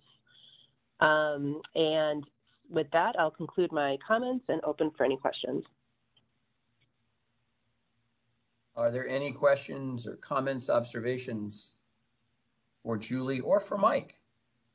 I have one observation. We've presented 3 projects in the Bronx, each of which is in the neighborhood that I grew up in. And I'm glad to see that this redevelopment is happening there. That's great. Good to hear, Joyce. Thank you. Anybody else have comments or questions for Julie or for Mike on this one? If not, it sounds like we should move ahead with it. Alex, if you can do the honors, please. Okay. Now before the Sunny Mae Mortgage Insurance Committee and the Sunny Mae resolutions that were transmitted in connection with this item. Assuming the first and seconds previously entered for the Mortgage Insurance Committee, all in favor, please say aye. Aye. Aye. Assuming the first and seconds previously entered for the Sunny Mae. Aye. Aye. Aye. Aye. Aye. Sunny Mae Board? Adopted. Now before the HFA members, the HFA Finance and Program Committee, and HTFC are the resolutions that were transmitted. Assuming the first and seconds previously entered for the Finance and Program Committee, all in favor, please say aye. Aye. Aye. Aye. Assuming the first and seconds previously entered for HFA and HTFC, all in favor, please say aye. Aye. Aye. Motions are carried. The resolution is adopted. Okay, good. So we're rounding the corner here, my friends, moving forward. So next 2 items are informational. 10, got this in your board books, of course, MIF activity reports for January 2022, and 11, the current agency procurements that we always need to be aware of in the lobbying law restricted period. Any questions about items 10 or 11? The next item does require approval from HFA and Sunny Mae. It's item 12, a resolution approving the bond sale report for the period ending at the end of January 31st, 2022. It's a consent item with no discussion unless board members want to. And as noted in the past, it's in connection with this item, I call attention to the report despite its status as a consent item because it contains important information on the results of the agency's bond sales during the reporting period. And again, you have this in the board book. Any questions, John, our resident expert in bond sales, or from anybody else about item 12? None here. Thank you so much. Alex, moving forward, why don't you take the action required? Okay. Now before the Sunny Mae Board and the HFA members are resolutions transmitted in connection with this item. Assuming the first and seconds previously entered for the Sunny Mae Board, all in favor, please say aye. Aye. Aye. Aye. Aye. Assuming the first and seconds previously entered for HFA, all in favor, please say aye. Aye. Aye. Motions are carried. The resolution is adopted. Very good. So there are no, it looks like there are no further items for the Sunny Mae Board. Unless any of you object, Alex can ask for motions and seconds to adjourn this morning's Sunny Mae meeting. And I'll note at only like 10:04. So at least for Sunny Mae, we're doing okay with the 8:30 start. Alex, would you do the honors? Assuming the first and seconds previously entered for Sunny Mae, all in favor of adjourning, please signify by saying aye. Aye. Aye. Motion is carried. The meeting is adjourned. Our next Sunny Mae Board meeting is scheduled for Thursday, March 16th, and we're going to try to do 8:30 again, assuming that that's okay with board members. But if any board members feel otherwise, let us know. Okay. Alex, thank you, and thanks to all of our friends from the Sunny Mae Board. While we'd love to have your pleasure of your company, want to stick around, you're certainly free to leave, and we'll see you on March 16th. Thanks, everybody. And Ken, if I could jump in, the next item, 13, Spring Valley. We need 6 members for HFA for a vote, and Chris did not join us, and we thought we had Judge Sconiers appearing. at the meeting, but she has not joined us. So Sadie will have to recuse herself on this, and that means that we don't have enough votes to approve the item. So we're going to have to defer this item for today. We're going to try to maybe have a special meeting. This it's time sensitive, I'm advised, and we need to get it to the Public Authorities Control Board by March 16th. So we're going to try to see if we can get a quick special meeting just of the HFA board, if that's possible between now and March 16th, to get it approved. But we'll let the board members know about that. Understood. Jeremy, Thanks, Alex. what And, if could we present this really quickly, not vote on it, and then do it by email since we're only missing one voter? Okay, we can We present don't have to have a whole meeting, right? We could just, everyone would know what it was and be comfortable doing it by email just so we have the additional vote. Okay, go ahead and let's present it then. Do we have Madeline? Yeah. Yep, I'm here. Great. Thanks everybody. I really appreciate it. The request here is something we've been working on for a really long time, and something we're super excited to be able to do. So I appreciate sort of the opportunity to present today and hopefully get it sorted sooner than later. This small buildings participation loan request is for $3 million. And it's sort of the last step in a big effort that we've been working on to preserve a really essential and vulnerable limited equity co-op in Spring Valley in Rockland County. The HTFC was originally formed in 1970. It's a 54-unit co-op. And in recent years, it succumbed to a really severe risk of foreclosure, which resulted from the co-op falling victim to a fraudulent scheme. And so for almost 2 years, we've been working with the Attorney General, with different parts of our agency, the Rockland Housing Action Council, Nixon Peabody, as well as others, to try to really make a plan to preserve the co-op and to finance the outstanding debt, to make really necessary upgrades due to deferred maintenance, which was sort of part of the problem that was caused by the fraud, just to ensure sort of the security and the quality of the co-op, which consists primarily of low-income immigrant households who could not otherwise afford to live in the area and who would certainly have been displaced if the foreclosure went forward. The work proposed utilizing our financing mostly includes upgrades to the building. The heating systems, electrical systems are all very outdated. There's a lot of physical improvements that need to be made to the common areas. There are also 2 vacant units in very poor condition that will be rehabilitated and create opportunities for new occupancy. The $3 million funds, the $3 million in funding reflects a $75,000 per unit request for 40 of the 54 units, which is the statutory limitation of the small buildings program.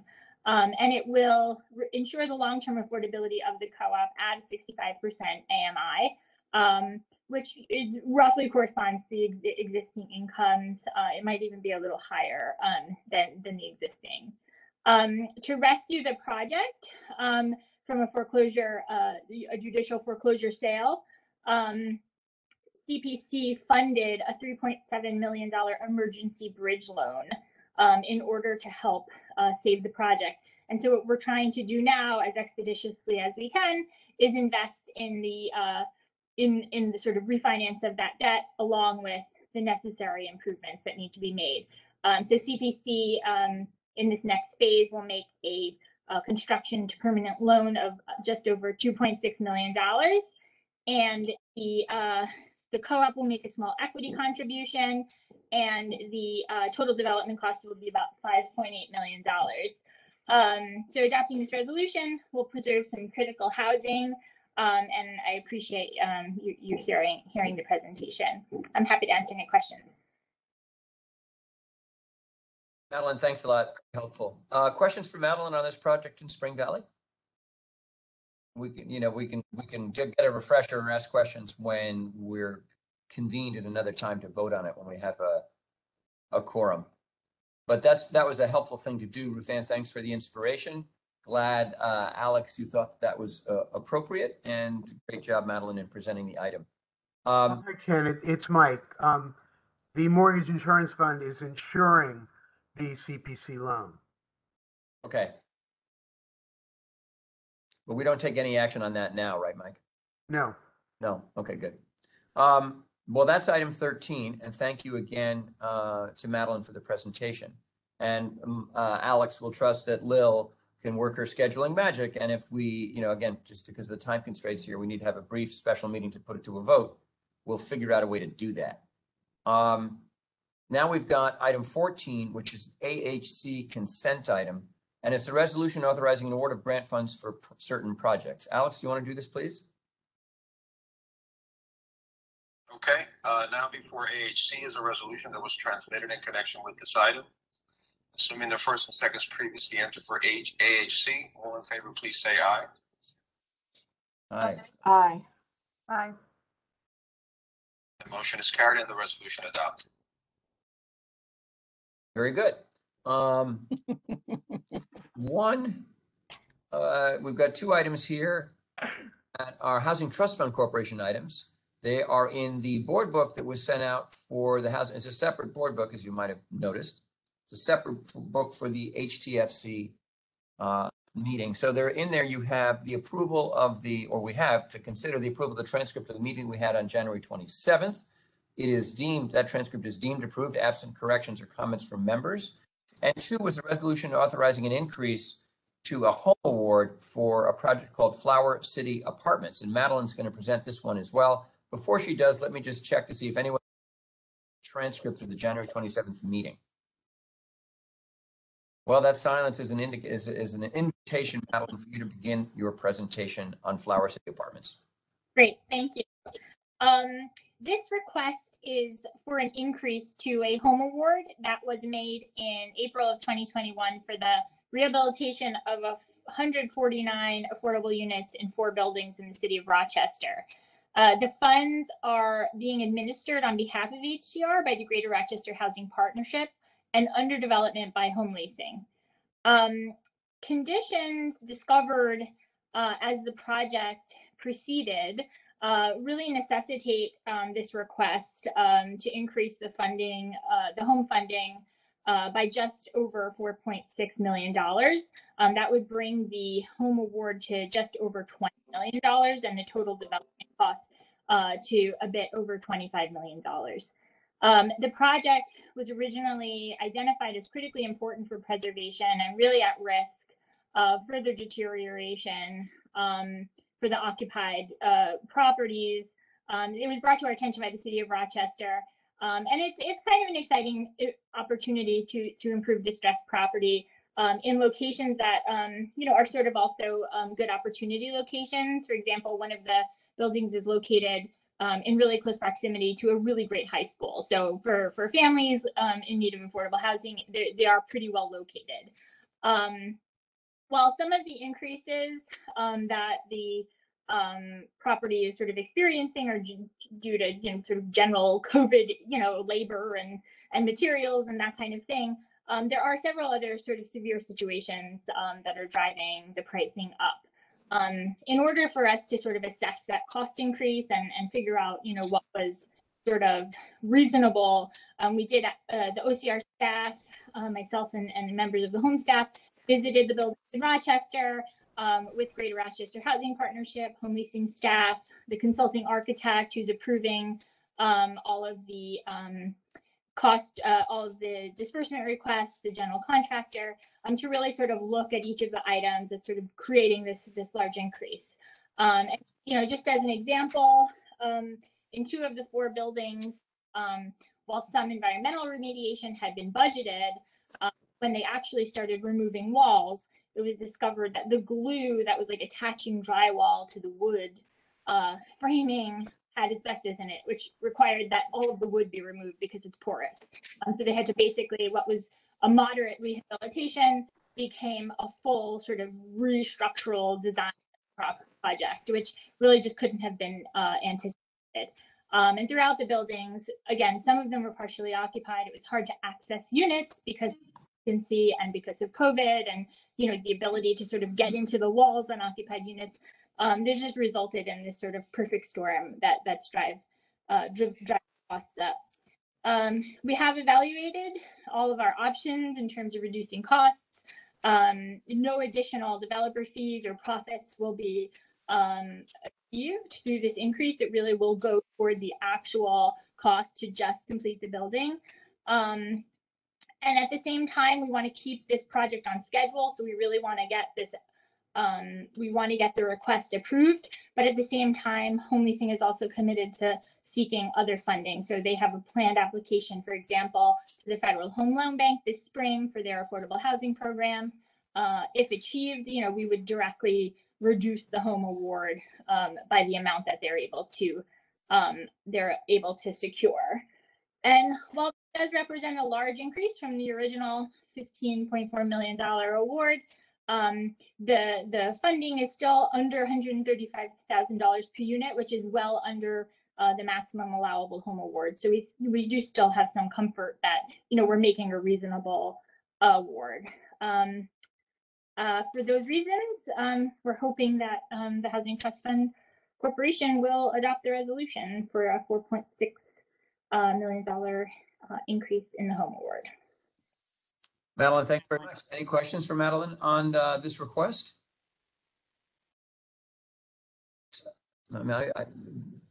It's good to see the continued work that we're doing with manufactured homes.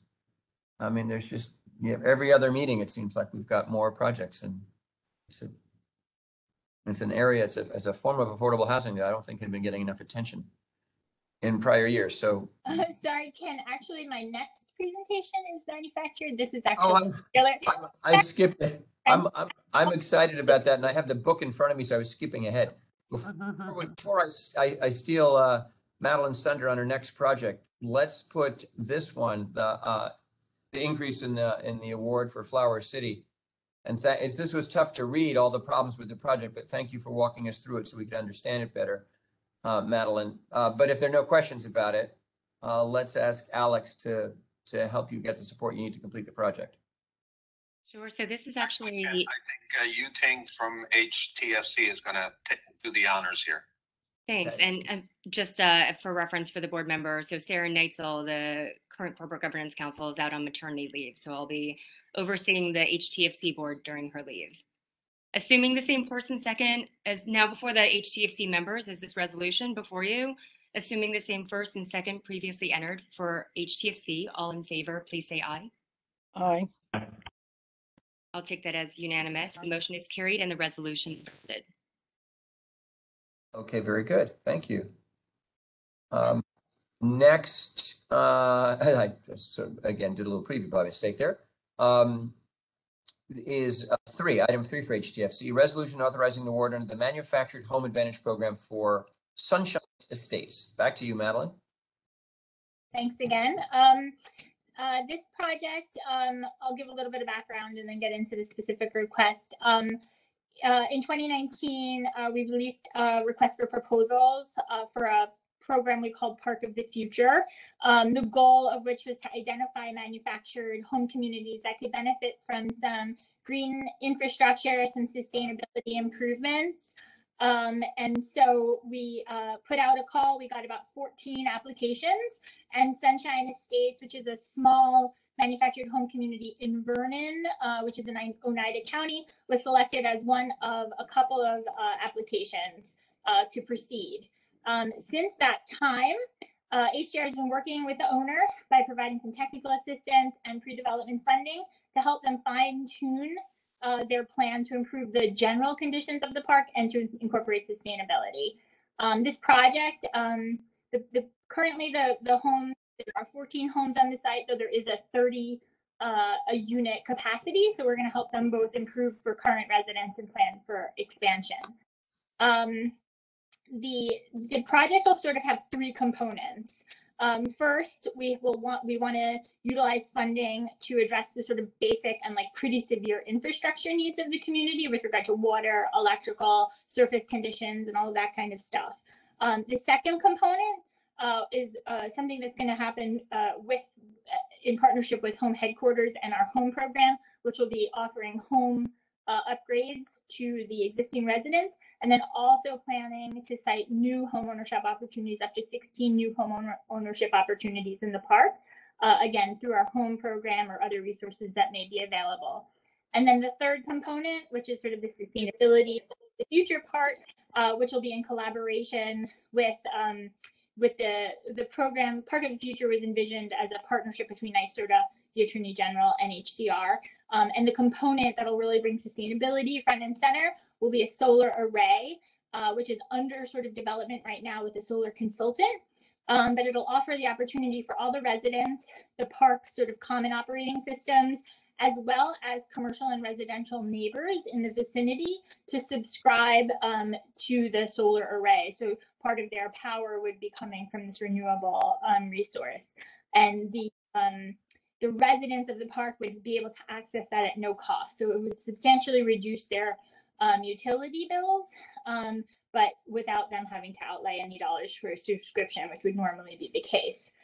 We also plan on utilizing on the home ownership side, on the occupant side, we're going to try and get sort of upgraded homes with really efficient utility systems and everything, Energy Star standard or better.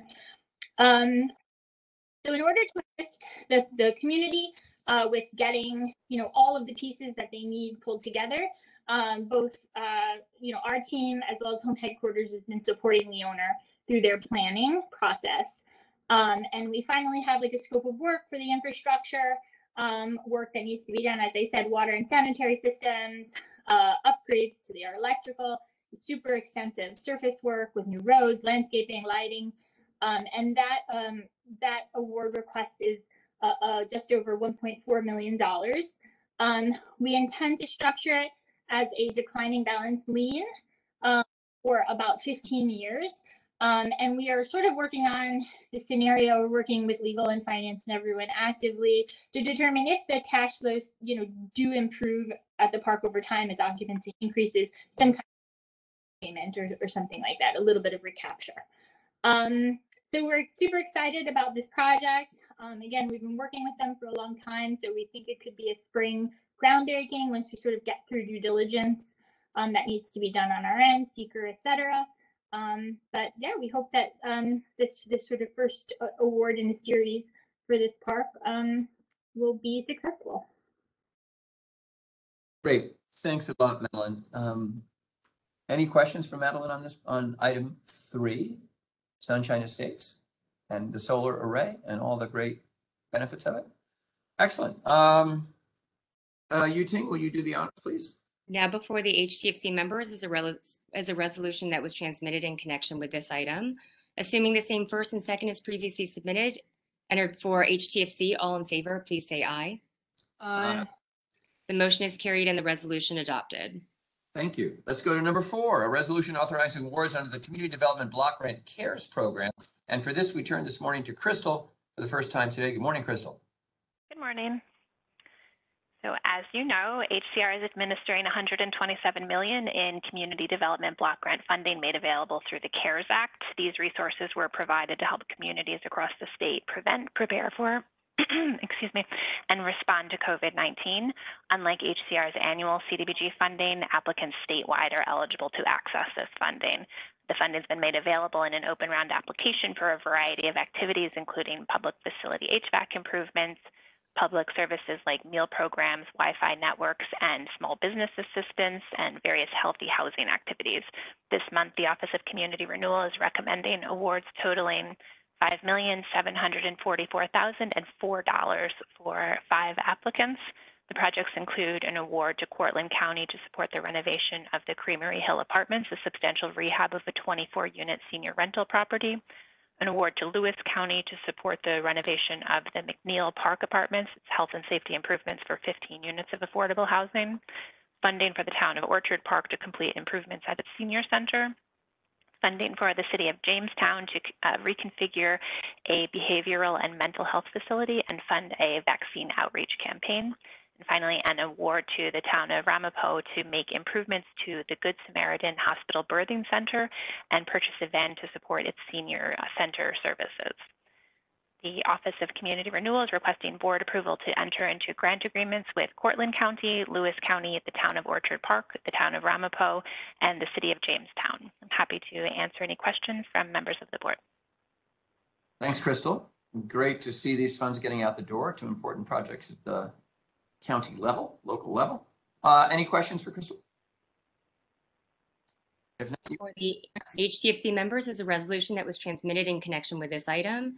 Assuming the same first and second as previously submitted, all in favor, please say aye. Aye. We'll take that as unanimous. The motion is carried and the resolution is adopted. great. Well, while we have you, Crystal, let's do number 5. Resolution authorizing awards under the Community Development Block Grant. This is a different program. This is the Economic Development Program. Would you explain, please? Thank you. HCR makes approximately $10 million in community development block grant funds available on an open round basis annually for economic development activity. We fund awards throughout the year to units of local government to assist businesses that propose the creation or retention of jobs for low and moderate income individuals. This month, the Office of Community Renewal is recommending an award of $100,000 in CDBG economic development funds to support the Hidden Inn LLC in the town of Stamford. The funds will support the reopening of a long-shuttered inn and restaurant business in Delaware County. It's expected to create 5 jobs that benefit low and moderate income individuals. The Office of Community Renewal requests approval to award CDBG funds and enter into grant agreements with the town of Stamford. And again, happy to answer any questions the members of the board may have. Thank you, Crystal. The inn will be hidden no more. The good project and anything to help the Southern Tier, Delaware County and the like is certainly a helpful investment. So let's ask you, Ting, to take care of it, please. We're now before the HTFC members is a resolution that was transmitted in connection with this item. Assuming the same first and second as previously entered, all in favor, please say aye. Aye. Aye. I'll take that as unanimous. The motion is carried and the resolution is adopted. Great. Crystal, thank you for both your presentations today. Good to see you and keep up the great work and good projects. Thank you very much. Item 6 is going to be deferred. Item 7, resolution authorizing the use of funds under the HTFC imperiled project policy for City Center 1. And I'm not sure who's presenting this one right now, but somebody will. Hi, this is Marilyn Fleischman. Oh, great. Hope everyone can see and hear me at this point. Okay. Okay. Oh, there's my video. Okay. So good morning, everyone. We are requesting to reserve $100,000 in imperiled project policy funds for a repositioning of this 8-building, 25-unit family project located in Niagara Falls.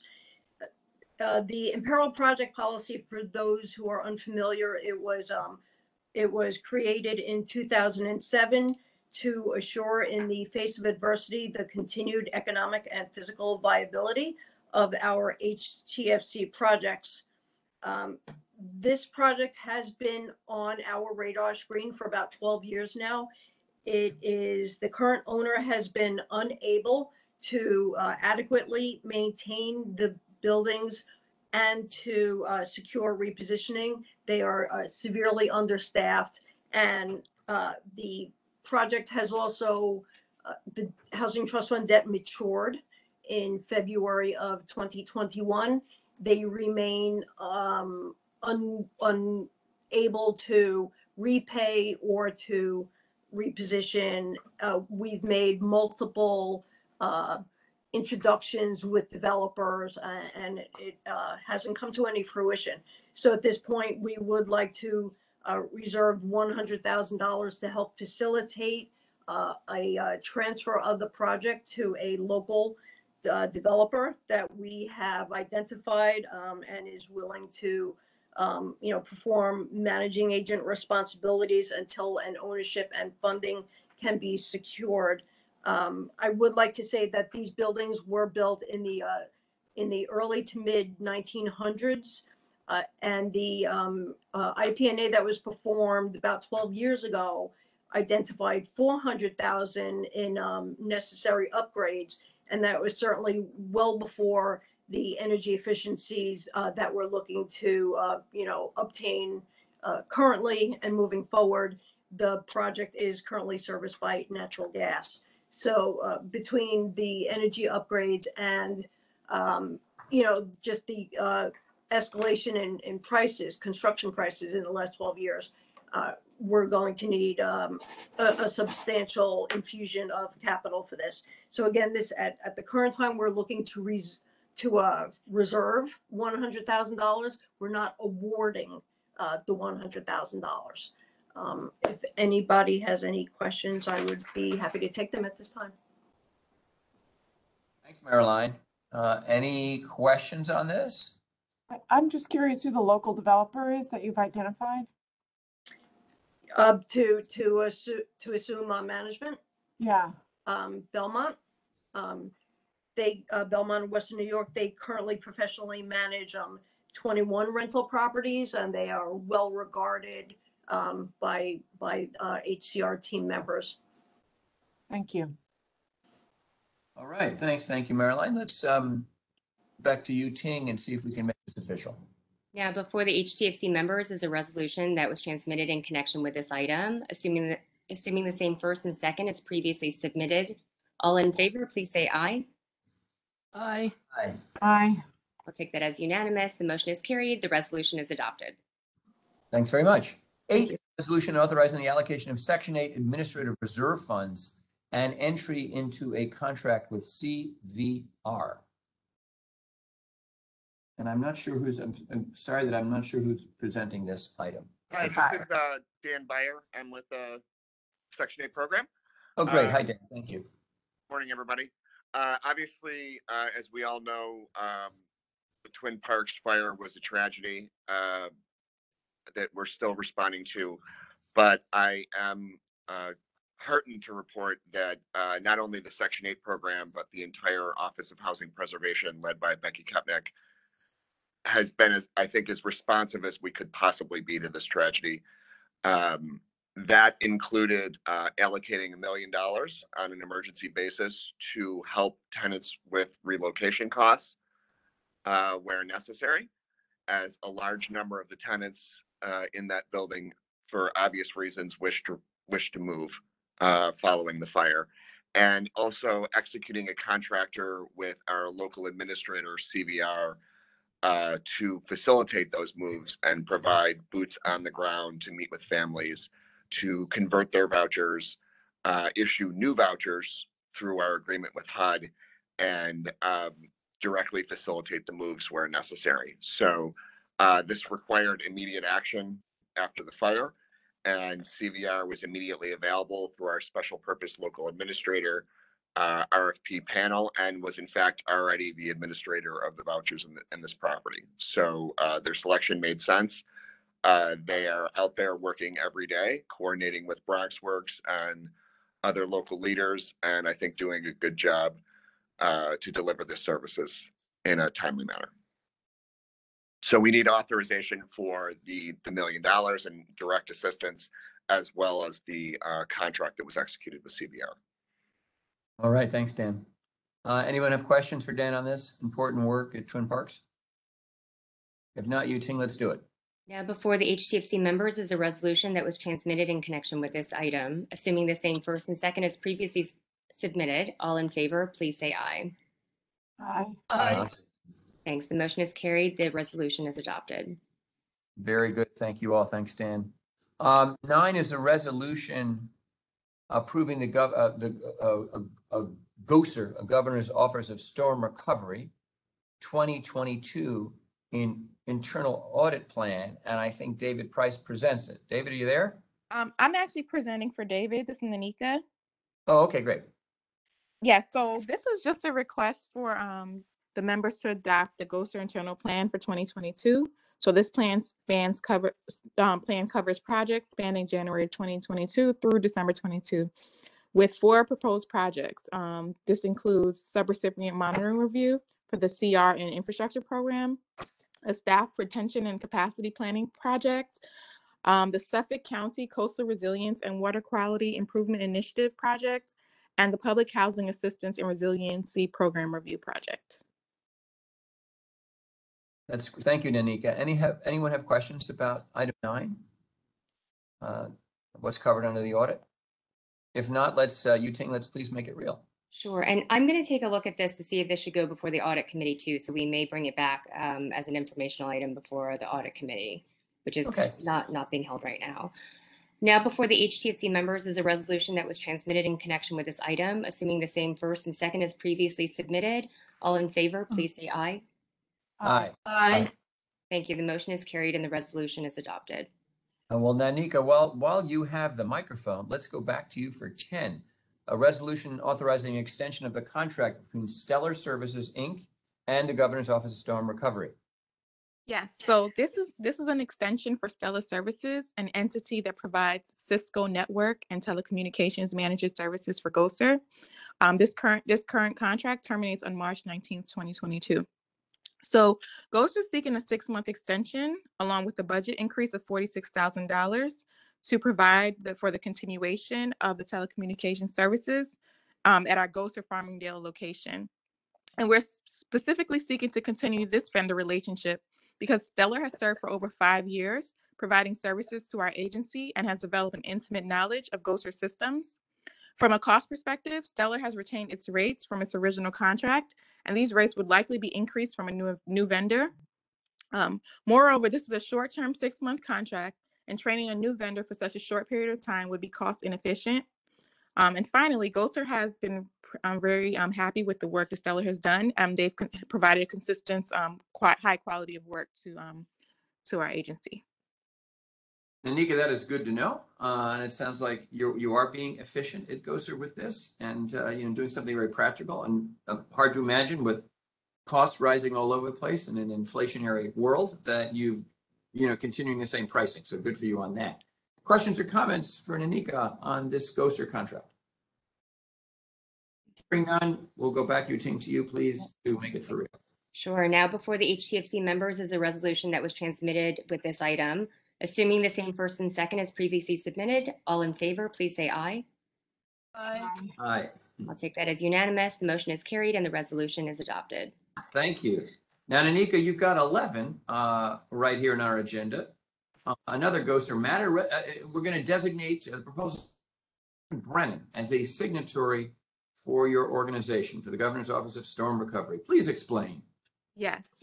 So this is the request to add Catherine Brennan. She's GOSER's new executive director who recently joined in January. So we're seeking to add her as an agent and authorized signatory of HTFC.